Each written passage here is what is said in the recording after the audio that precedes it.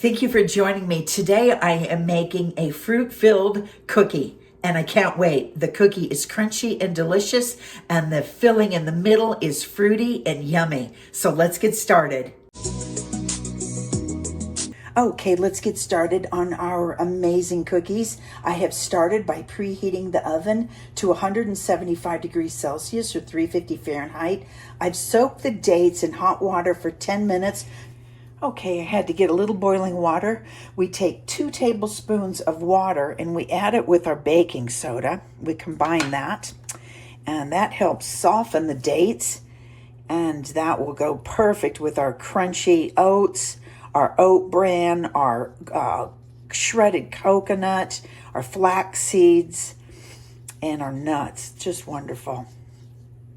Okay, I'm going to add that in there and just stir this around. We're going to do the wet ingredients first.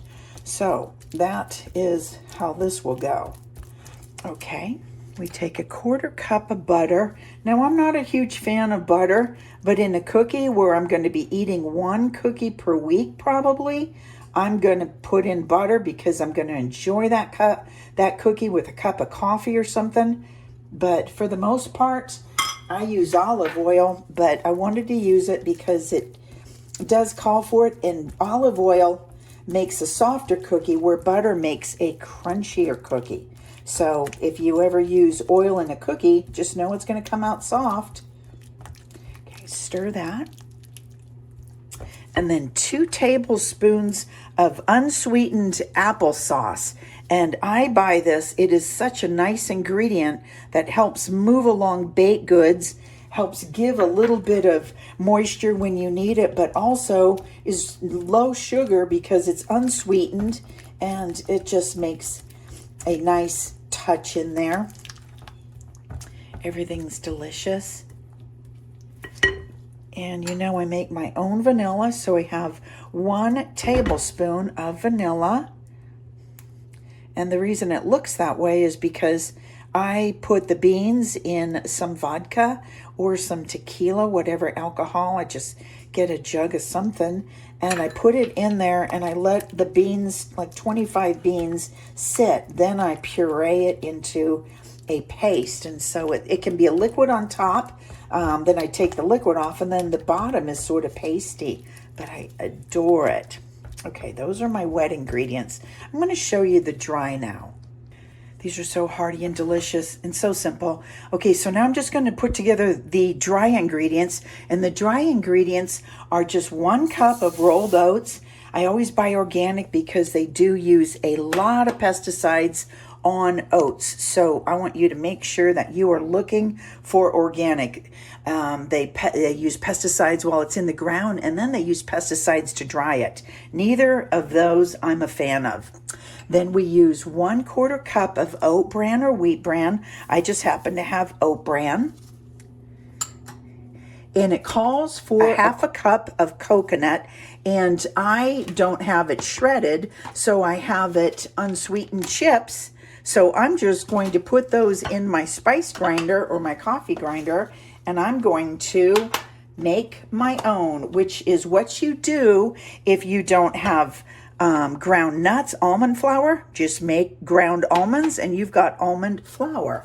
So hold on, this will be loud.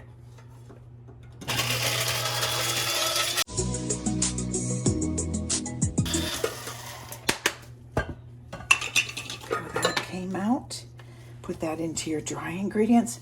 Maybe there's a couple big chunks, but the coconut adds that extra crispiness too, and that kind of tropical flavor.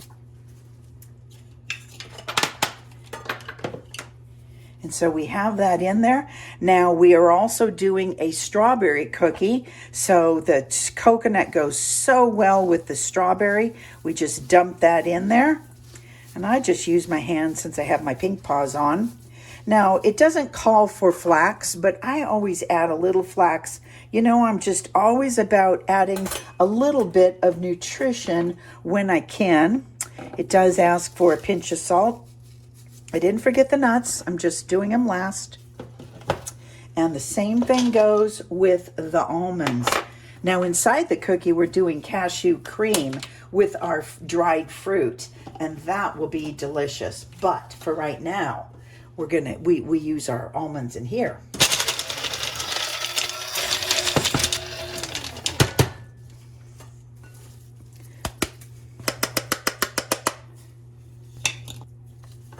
That is 1/2 cup of almond flour. We're going to put in a couple extra nuts, won't bother me. And see, that's the exact almond flour you buy at the store. So if you grind that yourself in some sort of grinder, you can get some inexpensive thing off Amazon or eBay, and you are making your own nut flours and saving money on that. I'm just going to give my dry ingredients a toss. Now you could even add a dash of cinnamon, but I'm not. I'm just going to enjoy the flavor of those dates. Stir it all up. And then we're going to put that into our wet ingredients. And just do a little by little. I'll taste it again if it needs another little bit of salt. Oh my gosh, those smell so good. They smell like a pancake. Let's add the rest.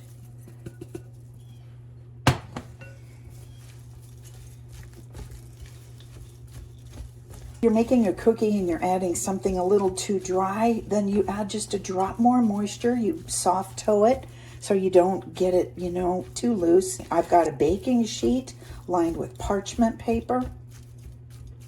And we're just going to put those on there in little drops, and then we're going to make them about 2.5 inches across. Since they're sandwich cookies, they're going to have fillings, so we want to make sure they're not too big. We can make lots of them.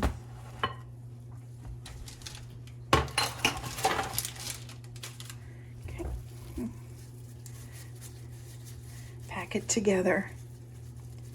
And so when we smash him, okay, he's a little big. Because you basically want this cookie flat. This is kind of like a fruit Oreo. So you want him flat. You don't want him puffy. You don't want him big. I mean, unless you do want it big, then you want a big cookie. But I'm trying to make them all the same size.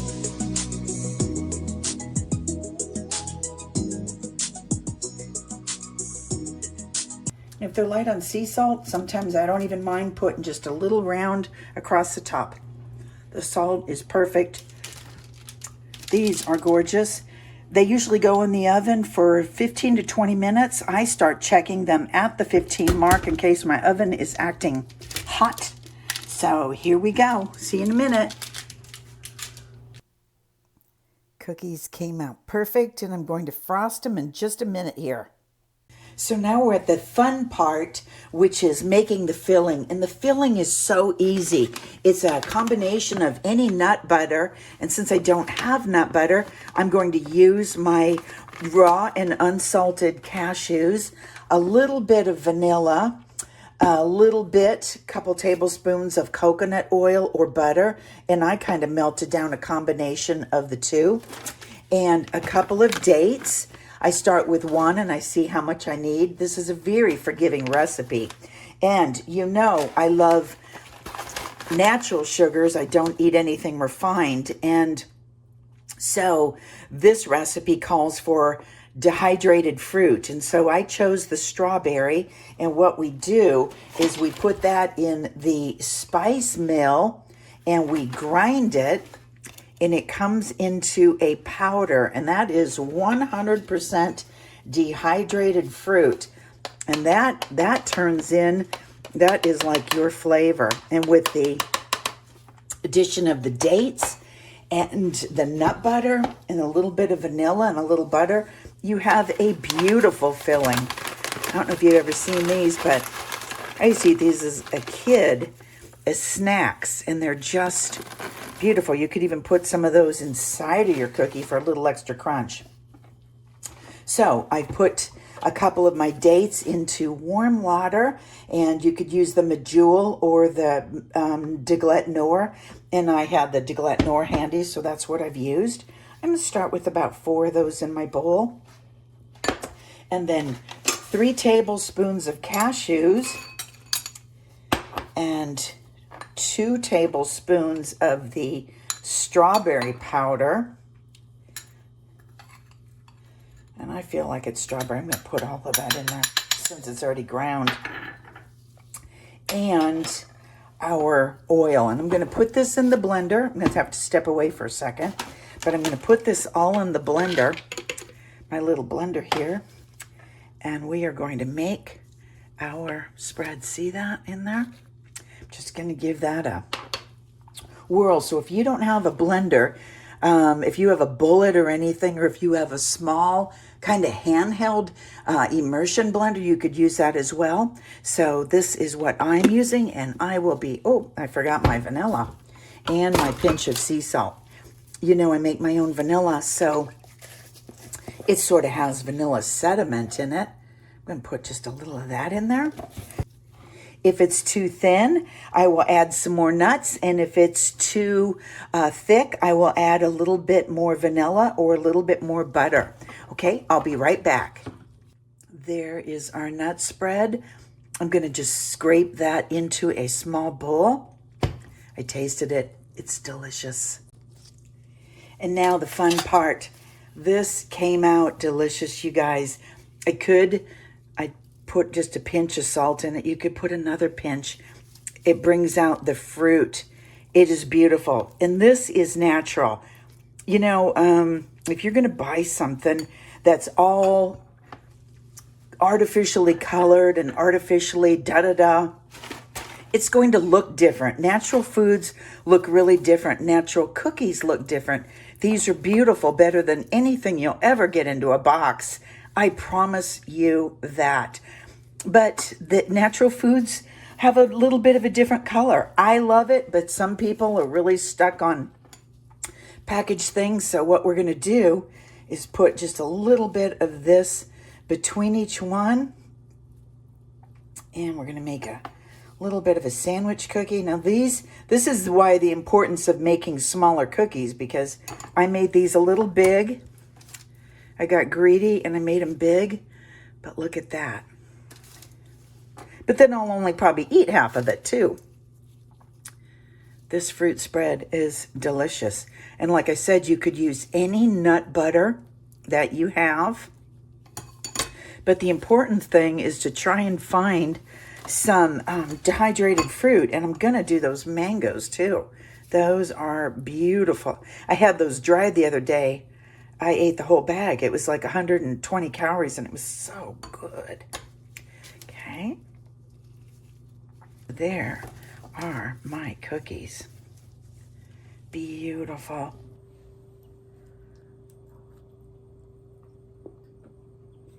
Those cookies, A, are fun, but B, absolutely delicious. There's nothing like them on the shelf. So I hope you make them, and I want to thank you for watching, and please like and subscribe.